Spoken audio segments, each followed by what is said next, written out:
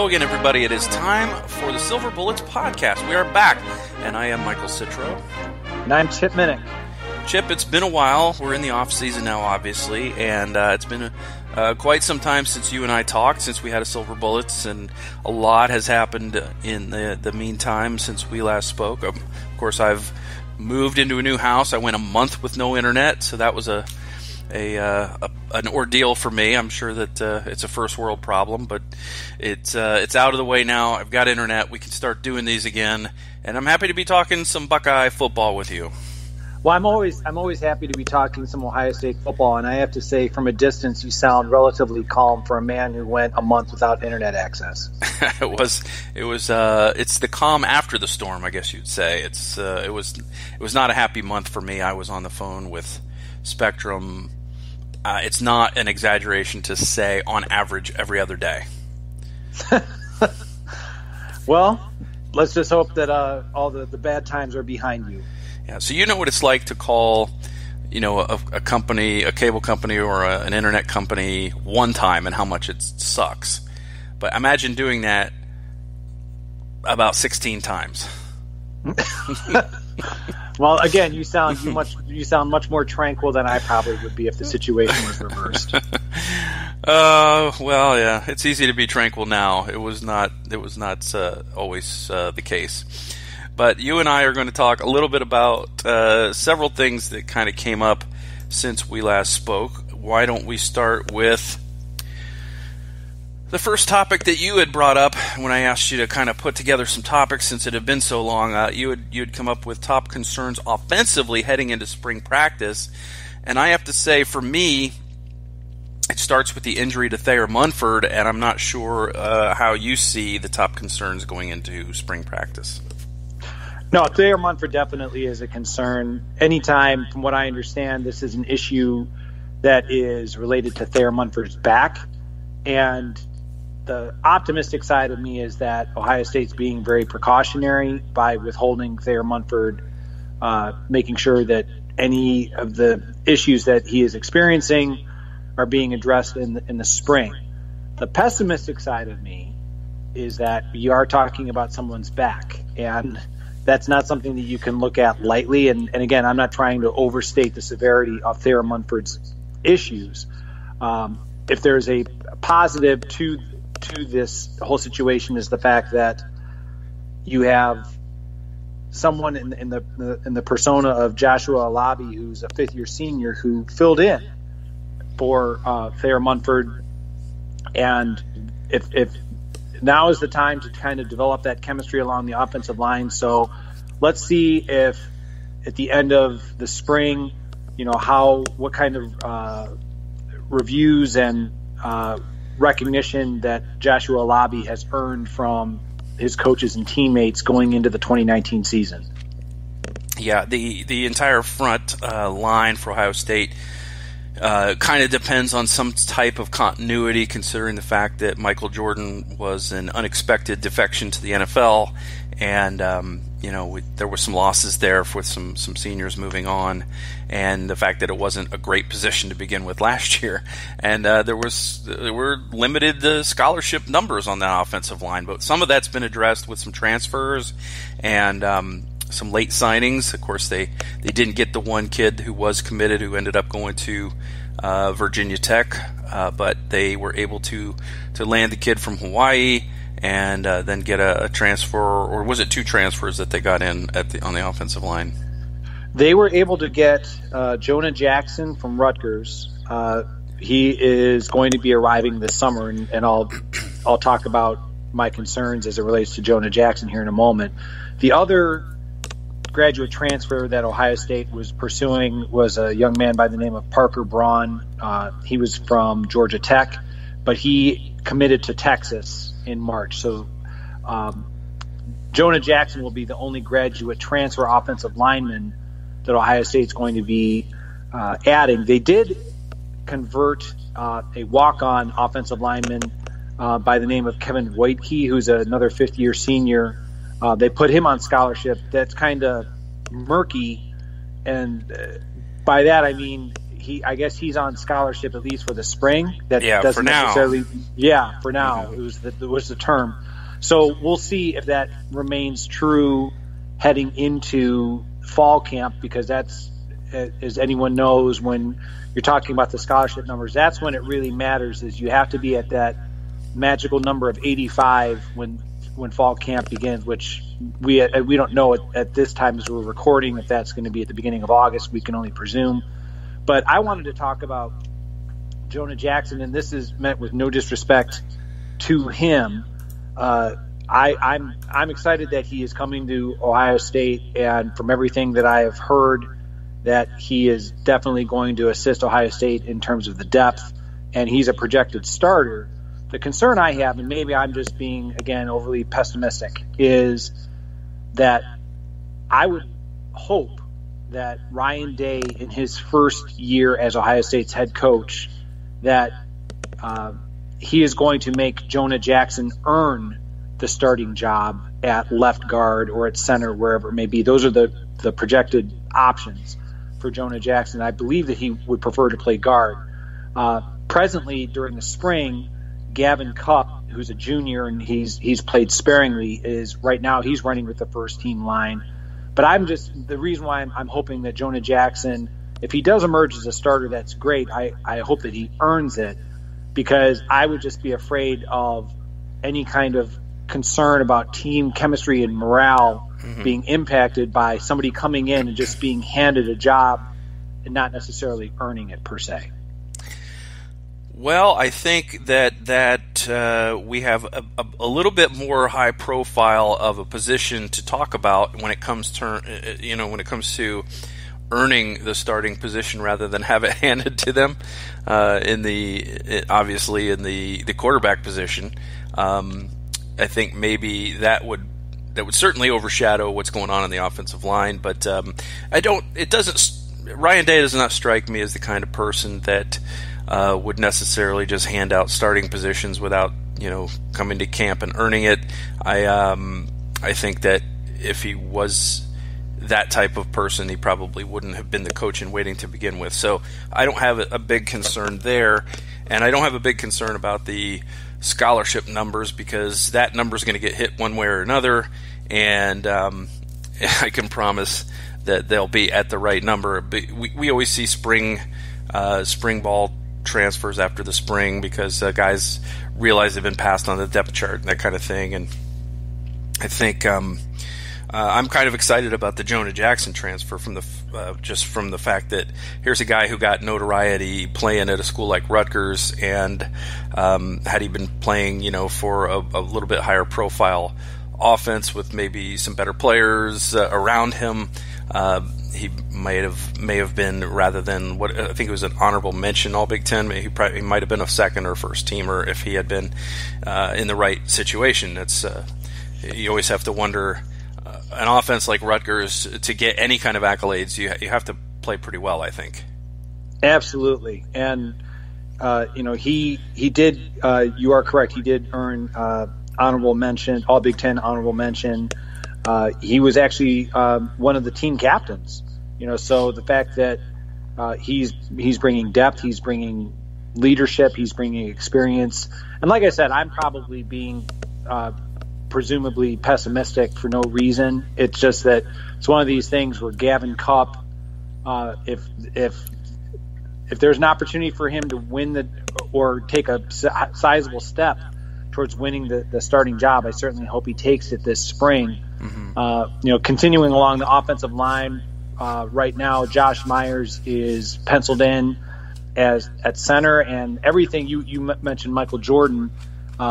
I guess going into 2019, the suspicion was going to be that Michael Jordan was going to be moved back to guard, with that the coaches were that high on Josh Myers at center, and they thought that Michael Jordan would be more comfortable back at guard where he prefer, and then Michael Jordan declared for the NFL. And so if anything, that kind of necessitated the move or the need for Jonah Jackson. And then right guard Wyatt Davis, and at right tackle, which is a pleasant surprise, I'm hoping that he continues to get every opportunity to earn the starting job is Brandon Bowen, who's coming back after basically missing all of last season and a significant portion of the previous season because of the broken leg that he sustained against Maryland. So I'm genuinely hopeful that Brandon Bowen gets every opportunity to win that starting right tackle spot. He was playing well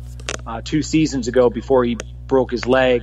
So I think you would agree with me, though, that offensive line, it's one of those critical positions offensively that is often taken for granted, and it's also one of the things that is absolutely essential regardless of what kind of an offensive scheme a team wants to run, running the ball, passing the ball, whatever it might be, that you have to have. It all begins up front, and the first step towards developing a cohesive offensive line is in the spring, and Ohio State's taking those steps right now. Mm-hmm. Yeah, we got to get the slobs back to being the slobs. It's a little, and I was a little bummed about Michael Jordan declaring, because I thought, here's a guy who's going to have a lot to prove moving back to guard, and he's going to want to show a good year on film of what he can do as a guard. And I thought he was just going to have a really beast of a year as a senior, and then he took off. So we won't get to see that beast of a year, much like we didn't get to see Nick Bosa's culmination of everything he was able to do throughout the Big Ten season last year with his injury. So a little unfortunate, but it's an opportunity for others. The main thing is they just need to stay healthy and get, hopefully, Thayer Munford back on the pitch. As somebody who has frequent back problems, I can tell you they're no fun. Yeah, well, and you're not playing offensive line as far as I know, unless you're holding out on me. So I'm not. I'm not trying. I'm not trying to move 300-pound defensive tackles like some of these guys are, or fend off 275-pound defensive ends coming at you with speed. That's not something that I have to do. So I can't imagine how that makes your back feel when just putting together some IKEA furniture just about has me crippled the next day. But anyway, the other thing we pretty sure we never got a chance to talk about this because I had no internet and I was in the process of moving, was the fact that Justin Fields has been declared eligible at quarterback. He can play this fall, so that has opened up the quarterback competition with Baldwin, and I think that's going to be a good camp battle throughout the spring. But the other part of that is the quarterback room is a little light now because Tate Martell, who was going to fight tooth and nail for his job, did not fight tooth and nail for his job at all. He just hightailed it and ran before the first practice, before the first workout. So Tate is gone. He is now with Miami, and it's kind of a little bit unfortunate to hear the words that he said before the bowl game, and then have him not battle for his position the way that Joe Burrow did last year. I agree. I thought I had really anticipated a spirited quarterback battle, and that was before the Justin Fields transfer came down the pike, and I think, just playing amateur psychologist here, that Tate Martell probably felt that that instead of getting an opportunity to compete for it, the fact that Ryan Day went so heavily after Justin Fields, that kind of gave him the writing on the wall, so to speak, in terms of what the future at the quarterback position was. But there is going to be a quarterback battle. I mean, it's going to be Justin Fields' job to lose. But by the other side of that coin is there's every opportunity for Matthew Baldwin to win it. We're talking about equal opportunity. Matthew Baldwin has a different skill set than Justin Fields. The fact that Justin Fields is more that true dual threat quarterback that Ohio State fans have grown accustomed to over the previous seasons, that we're going to see a different offense in 2019 than we did under Dwayne Haskins in 2018. But by the same token, Matthew Baldwin fits offensively a lot. He was recruited by Ryan Day. He was Ryan Day's quarterback selection when Ryan Day was in charge of stocking up the position. That that to me speaks volumes about what Ryan Day believes Matthew Baldwin's potential and future can be at Ohio State. By all indications, there's only been a couple practices, so you can't really, say, for example, that it's a done deal by either player. But it sounded as though that both Fields and Baldwin played much better in the second practice than they did in the first. So I'm anxious to see how they perform and compete against each other throughout the spring, culminating in the spring game on April 13th.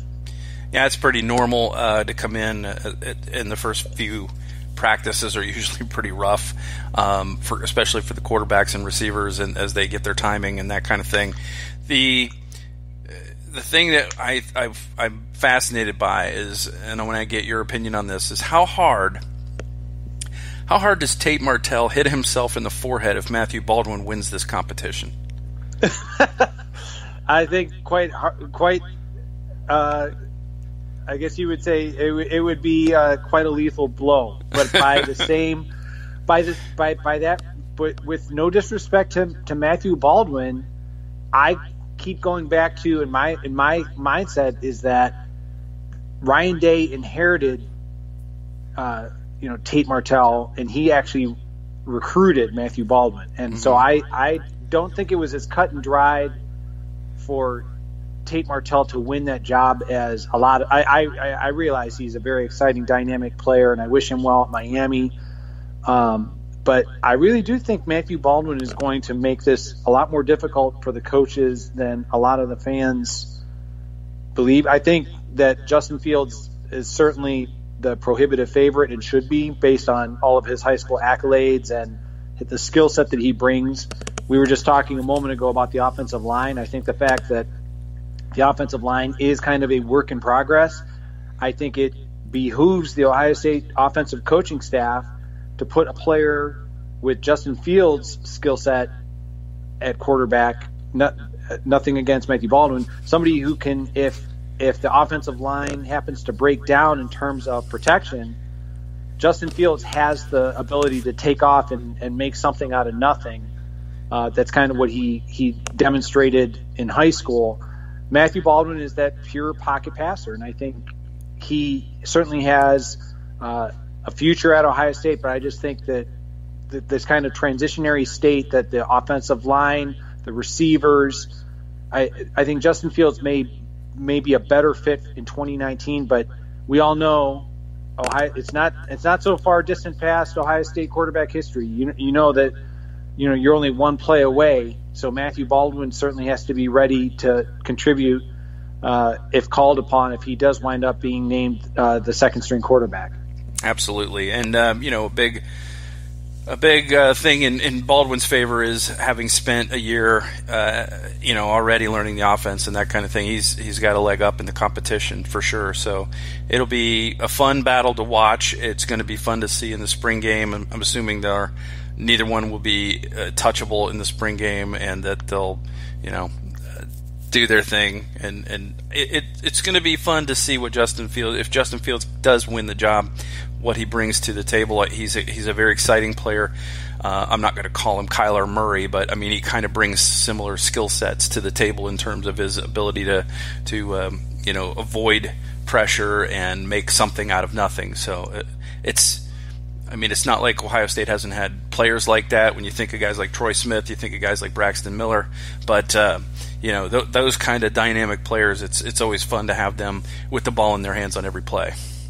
Absolutely. He's listed, just from what I understand, Justin Fields, he is listed at 6'3", 225 pounds. So I definitely respect the Troy Smith comparison, because maybe you have a different perspective on it, but when Troy Smith, when he first kind of was thrust into playing due to the injury to Justin Zwick back in 2004, Troy Smith relied more heavily on his legs at the onset of his career, and by the time 2006 came around, he was much more comfortable staying in the pocket, making his progressions, running if absolutely necessary.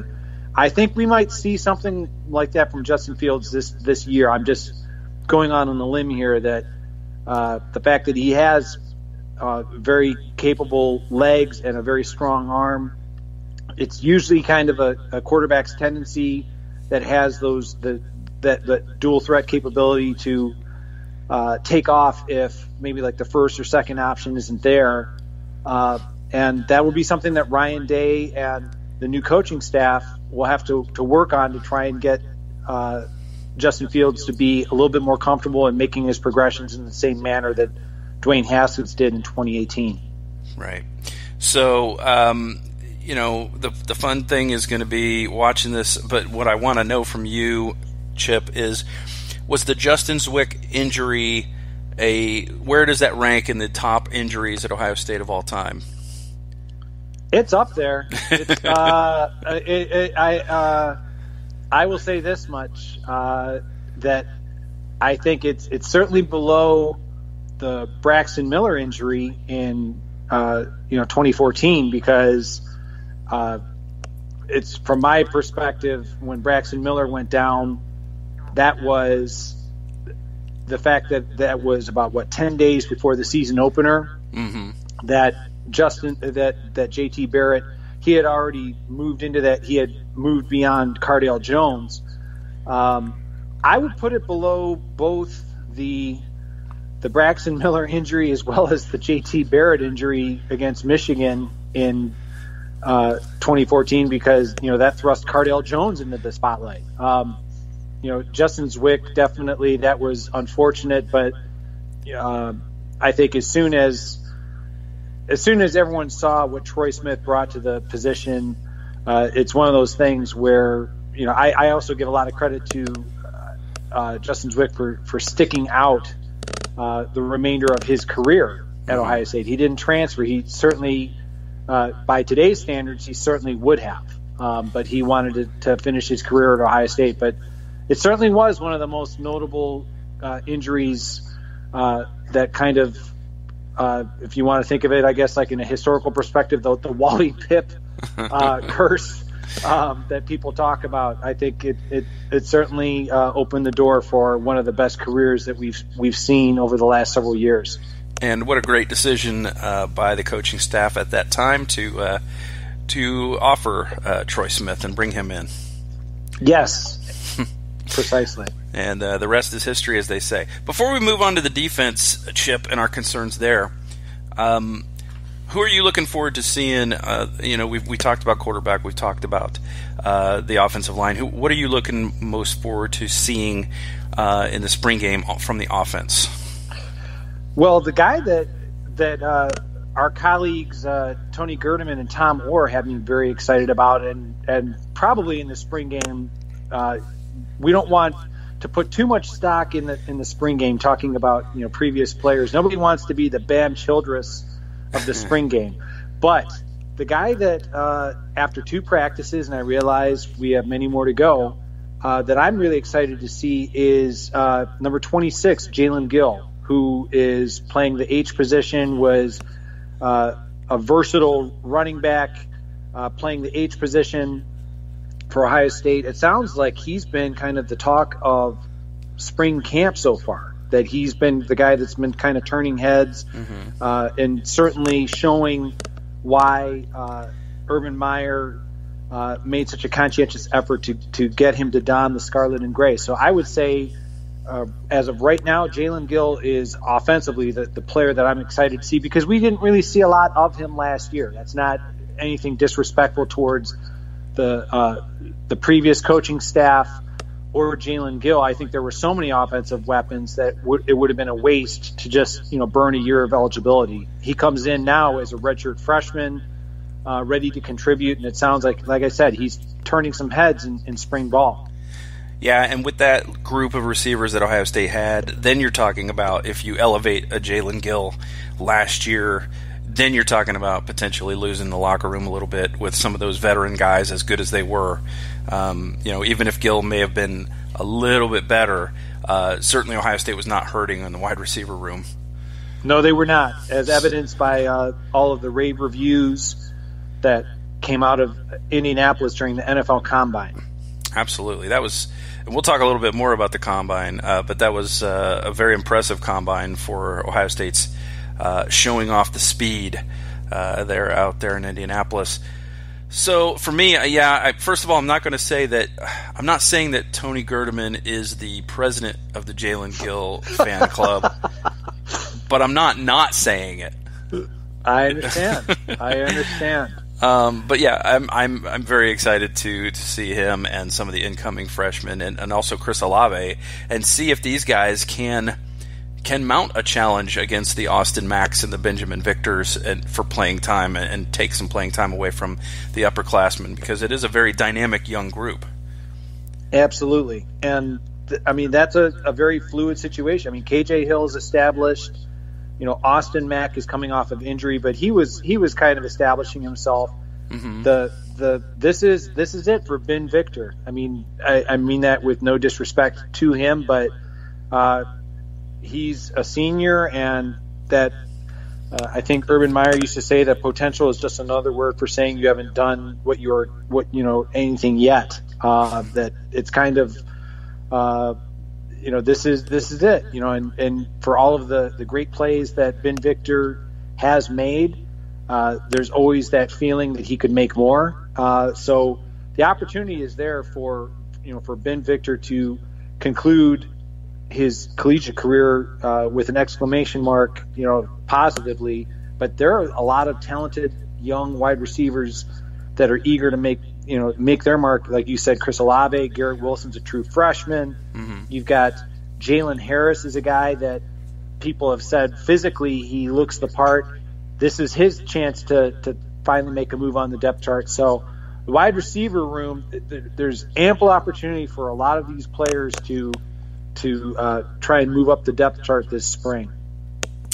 Absolutely, and we hopefully Ben Victor will have a good senior campaign, and we'll see more of those plays like we saw in the Penn State game. Mm-hmm. All right, Chip? What are the big concerns you have on the defensive side of the ball here, and as we go through the early days of spring camp?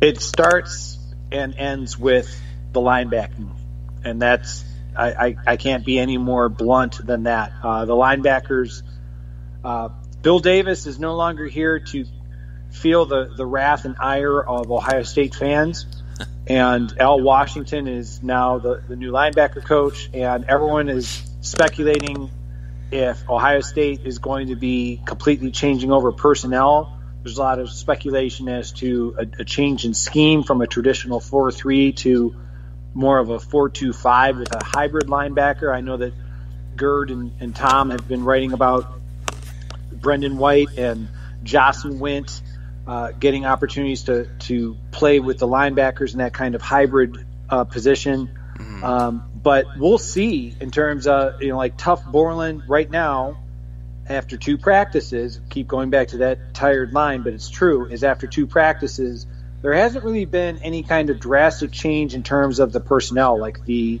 middle linebacker is still Tough Borland. You have on the outside, you still have Malik Harrison and Pete Werner. But I can't help but think that Aaron Browning is going to make a move. There's been a lot of talk in the offseason that Taraja Mitchell is fully capable of playing that middle linebacker spot. And going back to that idea of maybe that hybrid position, it would seem to me that Brendan White would be a natural to man one of those hybrid positions based on the performance that he did during the latter portion of 2018.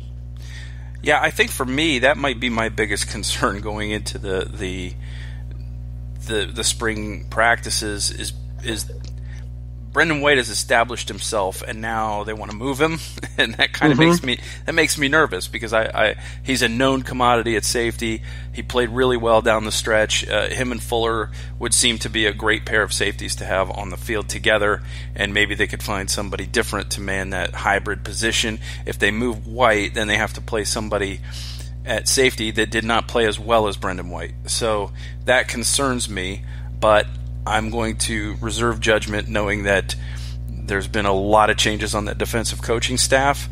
I do have faith that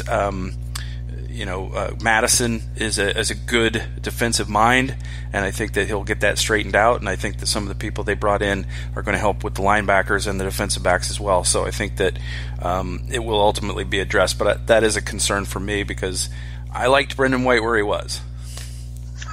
And I can't blame you. Like you just said, I mean, the fact that he seemed to solidify that secondary now, all right, now we're going to make it shaky once again. But if there's a possibility, and again, we don't know what the new defensive coaching staff, what their mindset is, but I have heard and read online that Josh Proctor is a player that the coaches are anxious to see what he can contribute at safety. That athletically he certainly is, kind of more along the lines of, like that ball hawking safety that Ohio State fans have come to know and love. So they might be thinking, since Jordan Fuller is out this spring, again, being very, very precautionary, that they have possibly Isaiah Pryor at the one safety and Josh Proctor at the other, and they might feel comfortable with both of those players, which would necessitate, keeping Brendan White on the field in that hybrid possession. Yeah. The one thing about the linebackers is, of course, that's what everybody looks at from last year's. The linebacker play and the safety play wasn't great. In fact, it was far from great. But the coaching staff that has come in, they've talked about simplifying things. They've talked about enabling players to play fast.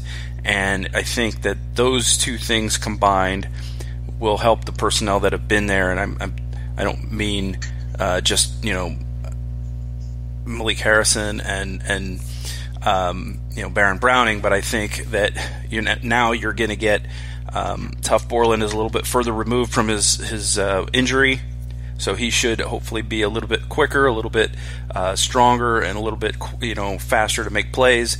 If you get him and Pete Werner into situations where they don't have as much thinking to do on the field, that split second is not going to be there that in the past was enabling teams to make big plays on the defense. If they're making that read and making that decision quicker, they're going to be where they need to be on time to make those plays. I agree. And the fact that the defensive line is the deepest position on that side of the ball in terms of depth. So maybe the new coaching staff, they're counting on another stellar performance from the Ohio State defensive line, and as you said, a simplified scheme that will allow the linebackers to run to the ball, much more freely and without overcomplicating what it appeared in 2018. Now, one thing I didn't anticipate was losing Kendall Sheffield. Of course, everybody complains about the cornerbacks because if they let anybody catch a pass, then they're bad people and they should feel shame. But Kendall Sheffield going pro, and of course, unfortunately, he goes to the combine and hurts himself doing the bench press reps and is not able to run in the do his 40, which likely would have been another blazing speed and possibly even the fastest of all the Buckeyes at the combine, which it just underlines how dumb it is to ask a cornerback to bench press a certain weight as many times as he can. What do you make of that whole thing? About the fact that that the NFL asks players to lift, or just the fact that he got injured? I think, well, for me, it makes a certain amount of sense to say, how strong is this offensive lineman? How strong is this nose tackle? When you're asking a cornerback how many times he can bench press a certain amount of weight, I mean, to me, it doesn't make quite as much sense. And in fact, if I'm a corner going to that particular event, I'm going to sit that one out. Let me run. Let me show you what I'm good at. Let me show you why you want me. If a cornerback that does 3 fewer reps, are you gonna downgrade that guy if he's a half a second faster on the stopwatch? No. I agree with you. I think like the unfortunate aspect of this is that this isn't the only time this has happened to Ohio State players. Like last year, Billy Price had a similar injury at the NFL Combine. Fortunately, he was well regarded enough that he wound up being the first round draft choice of the Cincinnati Bengals, so it didn't hurt him. But for Kendall Sheffield, like you said, it was kind of a surprise that he declared for the NFL draft. Everyone expected him to kind of be a workout warrior based on his accolades as a sprinter, so everyone was looking forward to that. And then on his 7th rep, benching 225, that's when he tore his left pectoral muscle and kind of had to shut it down for the remainder of the combine. So his draft stock is certainly, much, much lower, and he needed the combine to kind of get people talking about him in a positive light, because he was very inconsistent in Ohio State. So I wish him well. I know Ohio State's Pro Day is coming up at the end of March. I have no idea if he's planning on participating in that. I'm certainly, I'm just kind of wondering what kind of participation he can make whatsoever, if at all. Yeah, it is unfortunate, and we wish him well. But it does open up a spot on the field for some other player, probably Jeffrey Okudah, to go on the other side. Because he played quite a bit last year anyway, and then that in turn will enable another player to get on the field and get into that rotation. And I'm not sure what their ultimate plans are going to be for Shaun Wade. There's more room in the backfield to do things, because now you get that extra player playing hybrid, so you're going to use more defensive backs on the field in 2019. So it should be interesting to see which of the young defensive backs that they've had several highly regarded recruits in at the cornerback position.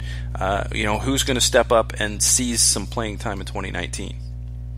Yeah, I think one of the things about the new coaching staff, the fact that Jeff Hafley is the primary secondary coach, but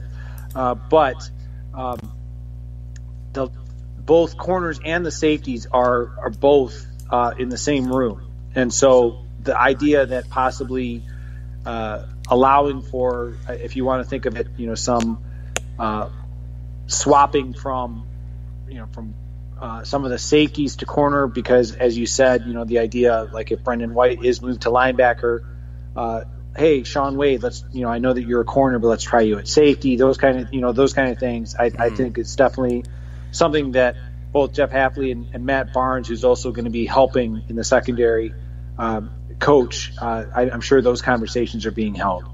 Yeah, and I like this move, because I think, for me, I think it can only help the cohesion of the defensive backfield if you have them in the same room and everybody has an understanding of what everybody's role is. I think that can only help the secondary.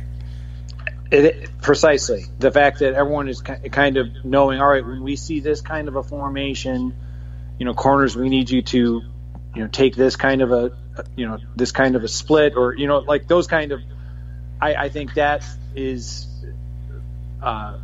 those conversations are best to be had in that group as a whole, versus trying to figure out when you're on the field and the action is live, per se, in terms of, all right, like, why did you make that read, or why did you make that coverage, or whatever, and corners and safeties may not necessarily be on the same page, at least during the preparation for the games.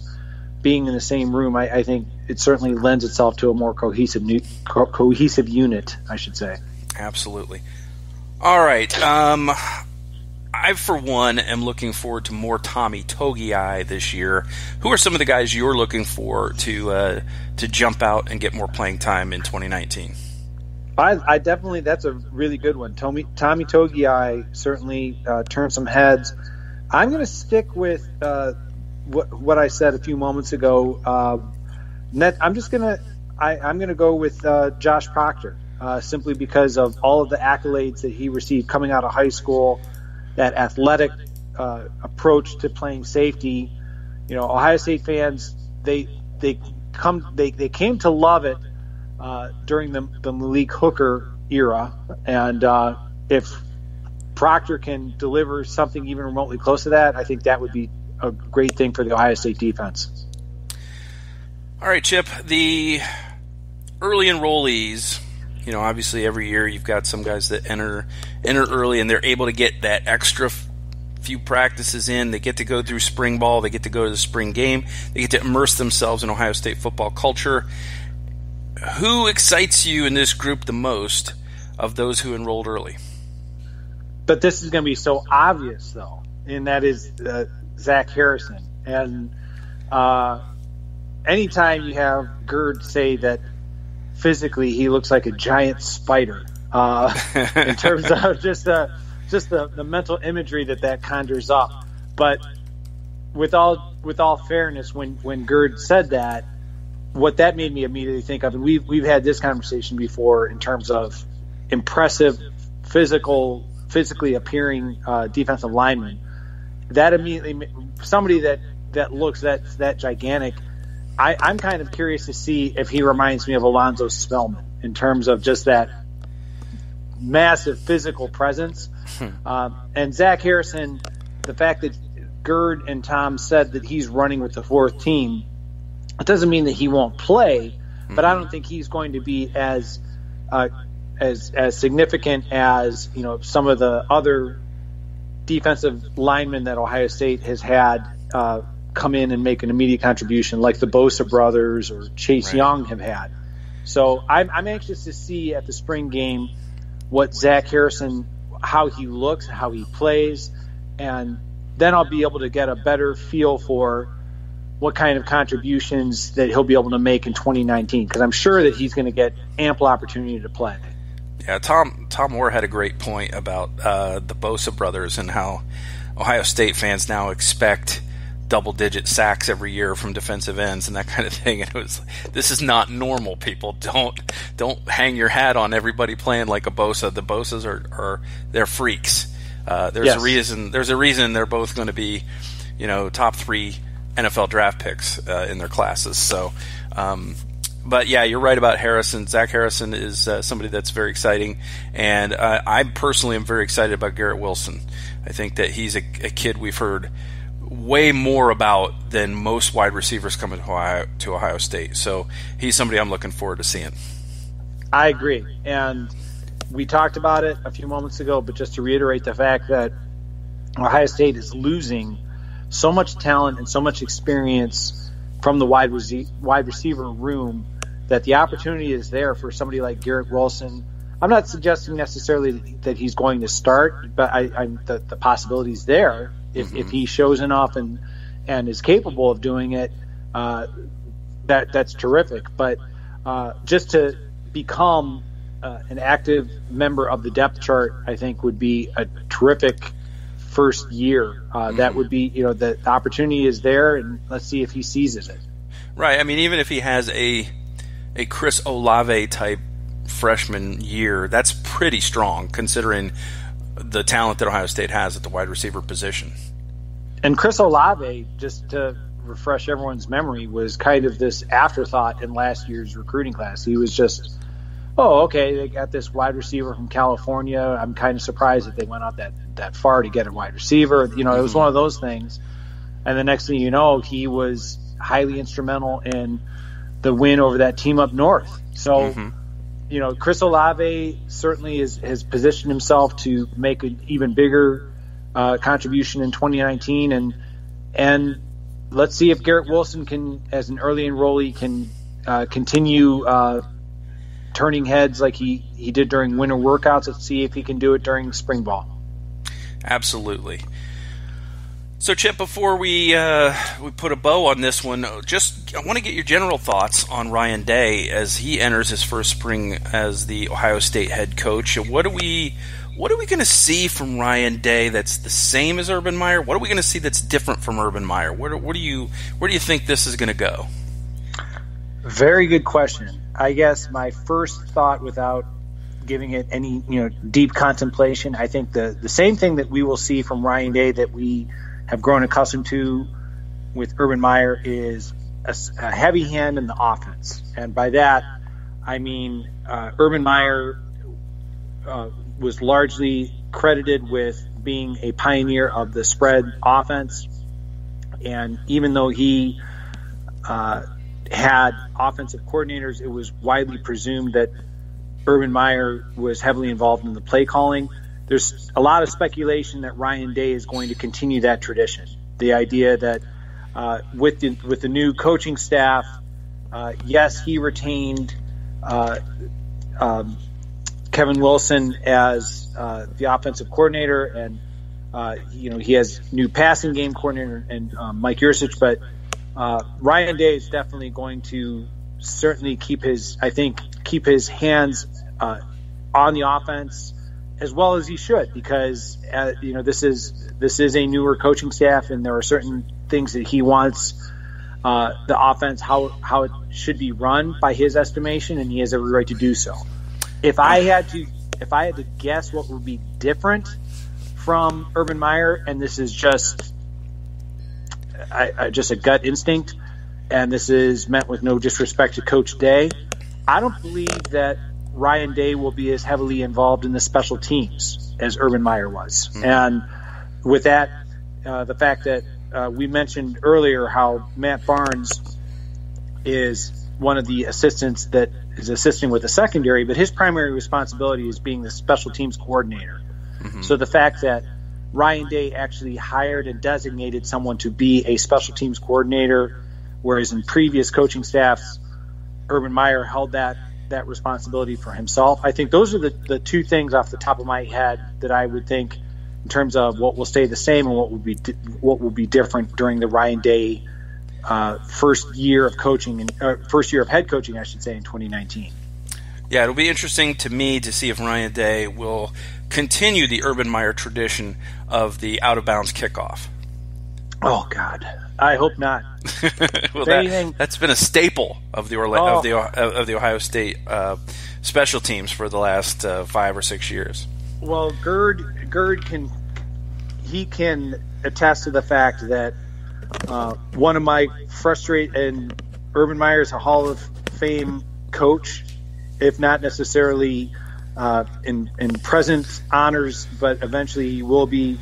But one of the things that frustrated me, Gerd can attest to, is a lot of angry tweets that I would have, not even so much about the ball being kicked out of bounds as much as Urban Meyer's insistence on, kicking the ball and always trying to pin the opponent back deep, and then trying to, especially after the near Penn State loss 2 seasons ago, when the opening play when they kicked off to Saquon Barkley and he took it to the house. And I remember thinking and saying, that's just stubbornness on Urban Meyer's part, that he wants to do that, and trying to say, oh, well, we don't have anyone who can kick it out of the end zone. And everyone knew that Blake Hobbio could certainly kick it out of the end zone. So yeah. I agree with you. I hope that will be one of the biggest changes, is that Ryan Day will respect the idea of not only field position. Yeah, I would love to have guys pin back deep, but something, I would rather them start at the 25 rather than the 35, because of just kind of complete stubbornness on a coach's part. Yeah, it was a little bit of hubris on Urban's part. Obviously, there's sometimes the discretion's a better part of valor. You have to look to see who's back there, and you say, okay, this game we're just gonna concede the 25, and we're just gonna not take our chances. And then there's other games, you play in Indiana or whatever, you go ahead and try it and try to pin them inside the 15-yard line or whatever. But if you have a Saquon Barkley back there, or the kid whose name is escaping me right now from TCU, I would not have been kicking it anywhere near those guys. I agree with you. I know what you're talking about too. One other thing about Ryan Day that we have not seen yet, and we will come to know probably more about this fall, is how heavy of a hand he'll have in overruling play calling, or if he's going to just take the play calling himself. I think I would not be surprised that that's going to be it's TBD, to be determined, in the sense that let's see how the spring game goes, and I think that will largely influence whether Ryan Day is going to have that heavy hand, as you said, in the play calling, letting during the spring game, letting his offensive coaches that he designates, seeing what kind of, how they do with it, and perhaps maybe that first game against Florida Atlantic, that Ryan Day may be more heavily involved. But let's see how the season progresses. We still got a while to go, unfortunately, until that game at the end of August, as we record this in March. But can't get here soon enough, as far as I'm concerned. But I certainly think that Ryan Day, he kind of earned his reputation for being kind of an offensive whiz kid, and now that he's the head guy, he certainly knows that all eyes are on him to see how he performs, and it wouldn't surprise me if he wants to be heavily involved, at least during the initial part of the season, until he feels that his coaches understand what kind of offensive game plan and attack that he prefers. Mm-hmm. All right, I think we'll certainly see. I think Kevin Wilson's a guy who has shown that he can call games, so he's probably a good guy to have on your side if you've got a lot of other things on game day to be aware of. So we'll see how it all unfolds. One more thing to talk about, Chip, before we go, is the announcement by Jim Delany that when his contract expires, he's going to retire as the Big Ten commissioner. And I just wanted to get your overall thoughts on Jim Delany's retirement. What will be the biggest ramification be for the Big Ten? Oh, wow. The biggest ramification for the Big Ten in terms of his legacy, I would say the expansion that he oversaw during his time. It was, considering at the conclusion of his tenure, he took a conference that was exclusively Midwest and certainly expanded it, both West and East, substantially. The addition of Penn State back in 1993, the addition of Nebraska in 2011, and then the additions of both Rutgers and Maryland going into 2014. So I think that will be his biggest legacy is for the Big Ten will be the expansion of the football programs. I think of secondary. If I had to rank it, I would say of secondary historical perspective is that he was heavily involved in the formation of the college football playoff over his objections. I think he just kind of saw the writing on the wall with the direction that college football is going. Mm-hmm. And, for a long time, Jim Delany was, speaking all about, kind of almost as a traditionalist about the Big Ten and the sanctity of the Rose Bowl and all these platitudes that, kind of defied and frustrated college football fans, including myself, when you saw, other conferences like the SEC being able to get two teams into the playoff. So I would say those would be the two things that come to mind: the expansion of the Big Ten from 10 teams to 14, for good or for better or for worse. That's kind of what I think first and foremost. And then I would say his involvement in the development of the college football playoff. Mm-hmm. Well, his legacy certainly is solidified. It's cemented. You got the Big Ten Network, obviously a huge part of that, and the expansion that you talked about. The ramifications that when I ask about that is that hopefully the Big Ten will be hiring a commissioner that will go to war for his team, go to war for his conference and his teams, and not take the I'm not going to call it injustice because it's all a matter of perspective, but not take it lying down when a conference gets a team in that may not have as good a resume. Maybe the team in his conference has a worse loss, but maybe 4 or 5 better wins. I mean, these are the kind of things that the commissioner is there to do, is there to lobby for his team and for his teams in his conference, and to get the best possible outcome for that, for whether it be for a team or whether it be for the conference, instead of just saying, oh, okay, well, yeah, the Rose Bowl's good. Yeah, we'll go ahead and go to that. That's fine. I think you made an excellent point about, being able to, or being willing to go to war and fight on behalf of the Big Ten. Something that I would be remiss if I didn't address it is, you just mentioned the Big Ten Network, and as you were describing the formation and development of the Big Ten Network, Adam Rittenberg, who writes for ESPN, I think I believe it was Adam Rittenberg, had an excellent point about Jim Delany, the fact that the Big Ten Network was created, and I know that Gerd has kind of echoed a lot of those sentiments, and that is the expectation that college football fans have nowadays of being able to see their favorite team however and whenever they want. Mm-hmm. And, again, showing my age, I'm going to volunteer for our listeners that I remember as a younger person, how Ohio State would play a game on Saturday afternoon and not being able to actually watch that game until 11 o'clock at night because of these arcane broadcast rules that existed back in the early 1980s. Mm-hmm. And, fast forward to, obviously, the fact that we have college football during the season almost every night of the week. And that's there's another critique.